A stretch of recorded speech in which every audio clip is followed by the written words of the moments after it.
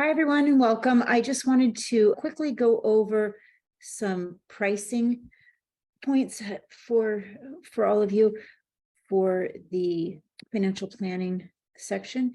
Let me go ahead and pull up that financial planning document.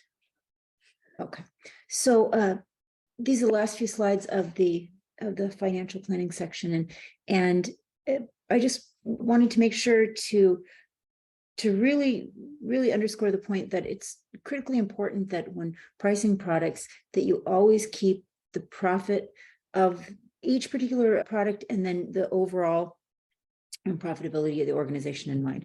So we want to start when we're pricing with the cost of the item that we're pricing.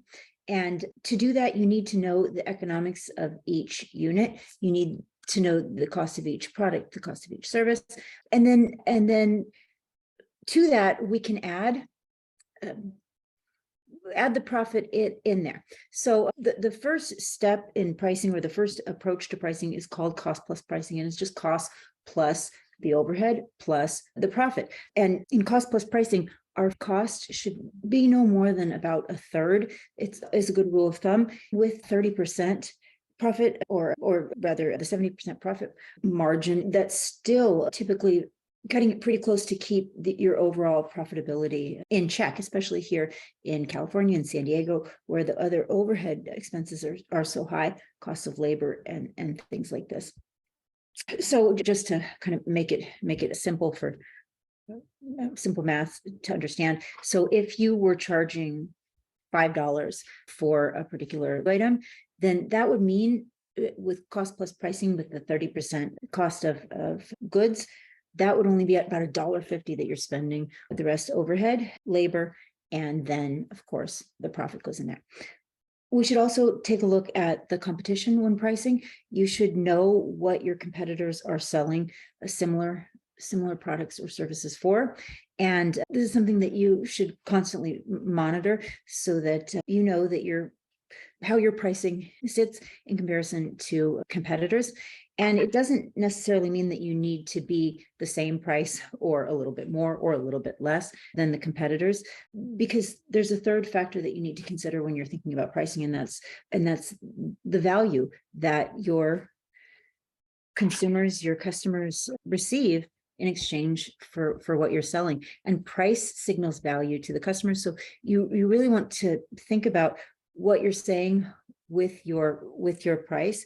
There may be times when you aren't making any money on a particular product or service, and maybe you'll even take a slight hit and sell something for less than it costs you to make, as a strategic approach to getting more customers. So as a new business owner, I always tell the students that price is never a sustainable competitive advantage. It's not something that you can say, well, we're cheaper than everybody else, and therefore we're going to be able to keep some competitive advantage over our competitors in the long term. It's just not possible, because price is something that we can manipulate. Competitors can manipulate, and they charge more for, less for, as needed. And so yes, you can use price. You can use price to entice people to come to you to buy from you, but there are a lot of other considerations that consumers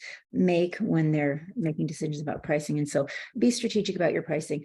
Be careful, be thoughtful with your pricing, and take your time pricing your items, so that you are making the most possible money with the work that you're putting in.